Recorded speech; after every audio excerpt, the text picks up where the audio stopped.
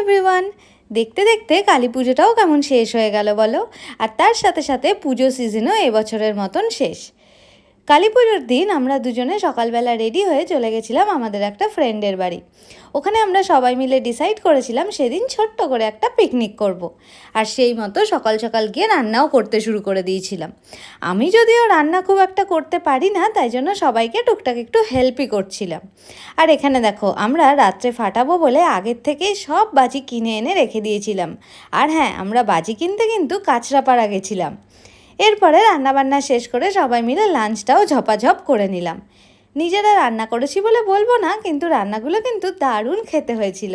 আর লাঞ্চের পরে খেয়ে নিয়েছিলাম একটু আইসক্রিম, যেটা কিনা আমার ফেভারিট।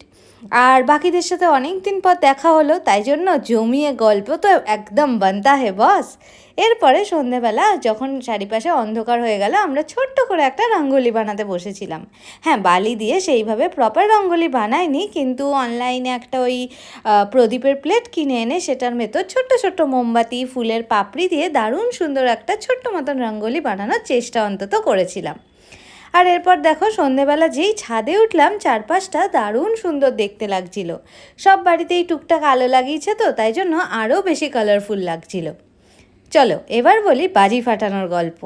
আমি জানো তো ছোটোবেলা থেকে বাজি খুব একটা ফাটাইনি। আমার খুব ভয় লাগে এই বাজি ব্যাপারটাতে।